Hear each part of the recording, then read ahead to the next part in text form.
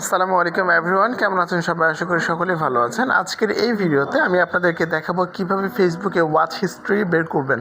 মানে আপনি কিছুক্ষণ আগে যে ভিডিওগুলো দেখেছেন এই ভিডিওগুলো কোথায় খুঁজে পাবেন। ঠিক আছে, ফেসবুকের যে সিস্টেমটা এটা কিন্তু অনেক একটু ঝামেলাদায়ক।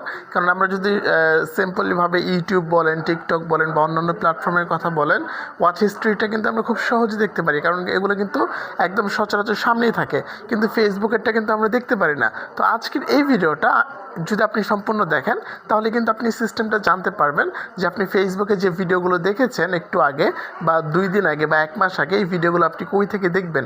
ঠিক আছে, তো আমি কিন্তু ইউটিউবে অনেক ভিডিও দেখেছি, কোনো ভিডিওতে কিন্তু মূলত এই সমাধানটা নাই। যে ভিডিওগুলো আছে মূলত ভিডিওগুলো কাজ করে না, কিন্তু আজকের এই ভিডিওটা 100% কাজ করবে। তো যারা আমার চ্যানেলে নতুন আছেন তাদেরকে রিকোয়েস্ট করব, অবশ্যই আপনার এই ভিডিওটা দেখে যদি আপনি ফেসবুকের ওয়াচ হিস্ট্রি বের করা যদি শিখতে পারেন, অবশ্যই আমার ভিডিওতে একটা লাইক করবেন আর অবশ্যই থ্যাংক ইউ লিখে যাবেন। আর আমার চ্যানেলটা নতুন, এই জন্য দয়া করে আমাকে সাবস্ক্রাইব করবেন। হ্যাঁ, আমি আপনাদেরকে দেখাচ্ছি। প্রথমত কী করবেন, আপনাদের ফেসবুক প্রোফাইলের এইখানে চলে আসবেন। আসার পর আপনি জাস্ট কী করবেন, এই যে সেভড লেখা এখানে ক্লিক করবেন।